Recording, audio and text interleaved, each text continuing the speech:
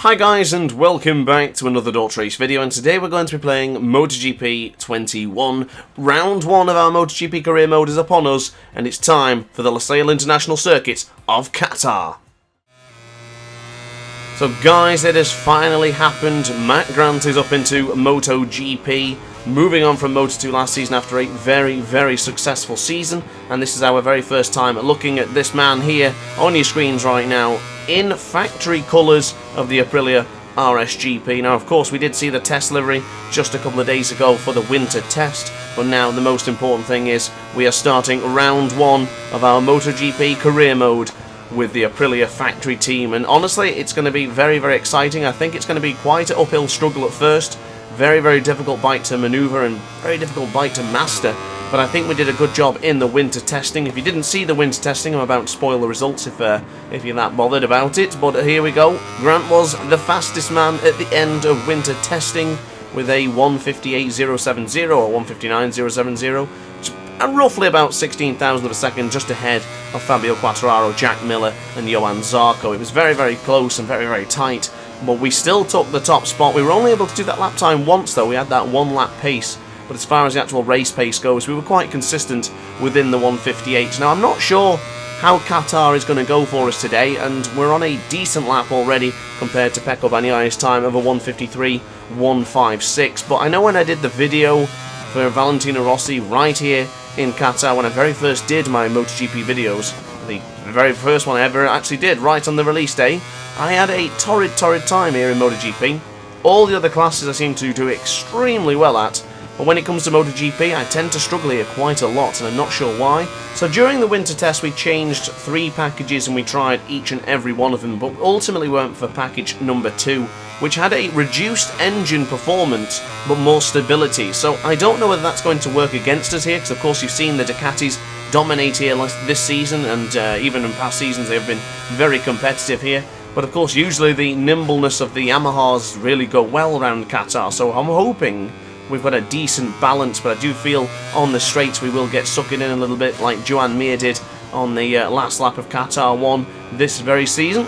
But into turn 2, we're going to try and build some more momentum up. We're down by 1.7 seconds, so there's certainly nothing to get excited about right now, but we're now down by 66,000 of a second just in the first sector alone as we go into turn 4. Onto the right hand side for turn 5, we're now moving our way up quite nicely. We see up by 0.3 of a second as we go hard on the anchors for turn 6. Lovely tight apex there. Smooth acceleration out to turn 6 as we make our way over to turn 7 for the right-hander. A long and somewhat innocuous corner. It's a very easy corner to get wrong. It's difficult to manage, but a few times in the past I've made mistakes going into that corner and lost out. But going into turn 8, turn to the right-hand side for turn 9, nice and tight to the apex. Probably a little bit too tight for my liking as we go on the left-hand side now for turn 10. Now, as far as tyres go, I did find that medium front and medium rear seems to be the best combination for me right now. I'm still tweaking the sort of electronics, you know, TCS on 3, anti-wheelie 2. I've worked around with a few other stuff on there, reducing engine brake and changing the power settings. But for the far as the power settings go in power setting 3, it's very difficult to manage the actual tyre wear, because in power setting 3, the tyres just get ripped to shreds. So I've stuck with power setting 2 for now. Maybe we'll jump it up to power setting 3 if we really need it, which I think we might do, but across the line we'll go in a moment, and it looks like we might have a chance of getting close to Maverick Vinales' time, or at least Pecco Bagnaio's time just a moment ago. So smooth acceleration out of the final corner for the bank straight for the second time of asking. Full acceleration now, and across the line we will go up into 8th position.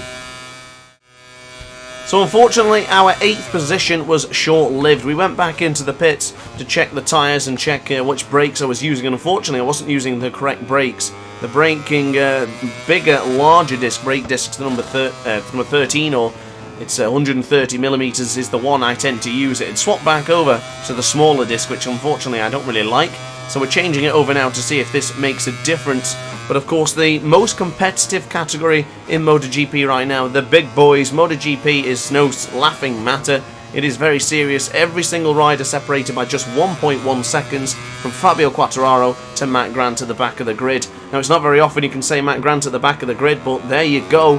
For one of the very first times in a long time, we are currently in the worst position possible for practice right now. Of course, the goal is to try and get into qualifying 2, That is the goal on every single occasion we go into free practice and in qualifying. But right now, it's not looking like this is going to materialise for us. 17 minutes of this session remains, and we've only got a couple more laps left in us before we completely use all of our tyres. We're on a decent lap nonetheless, up by 4.5 tenths of a second. It's teetering around 4 tenths, but look at it plummet in that left hand, and look how hot the rear tyre has gone now. That soft option rear tyre is going to explode. It is so warm and hot right now. It's hotter than a blind man's marshmallow on a campfire. It is absolutely roasting right now. There's no chance we're going to be able to maintain this pace around the rest of the lap. What a disappointment on the soft option rear. Probably should have stuck with the medium, but I'm trying to save the medium because that is my preferred tyre going into the qualifying session. So on the right hand side we go. This will be the final lap of practice before we jump into qualifying. Full acceleration now, power setting 3 enabled. Let's get across the line, and hopefully this is enough, but I tell you what guys, it certainly doesn't look it, and it's only good enough for 18th. So the end of free practice has come. Fabio Quartararo at the top of your page right now with Jorge Martin and Jack Miller just trailing behind. No signs of the Aprilias and no sign of Matt Grant in the top 10.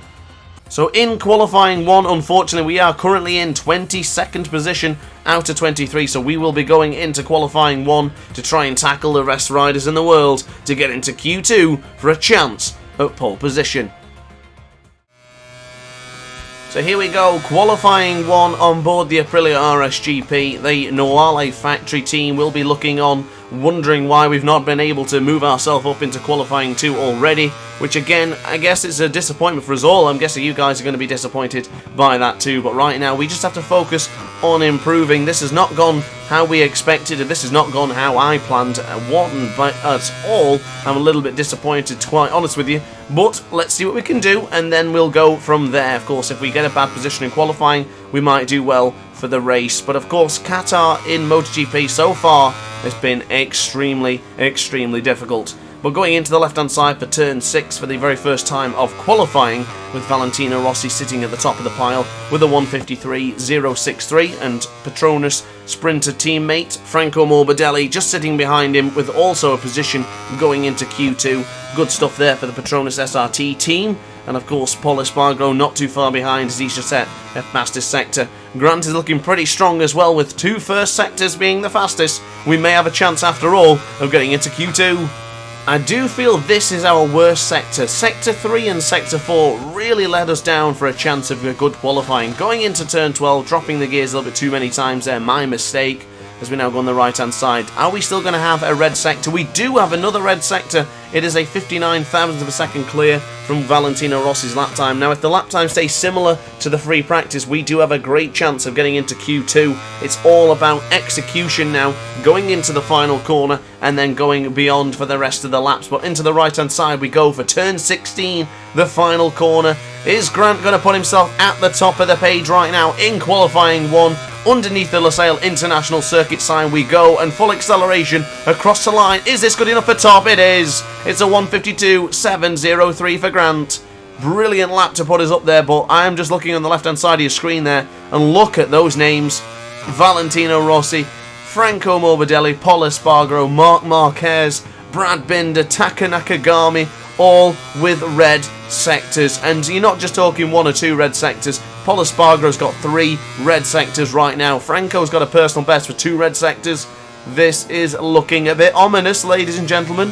Are we going to be able to hang on? If they do lap times quicker than a 1:52.7, you've got to believe it's going to be extremely difficult for Grant to respond to that, because we are doing the best we can with this very under-managed and underdeveloped Aprilia. We still need to develop it a lot more and improve this bike throughout the season, but for the time being, we're still holding on to first position. This could potentially be a Q2 lap.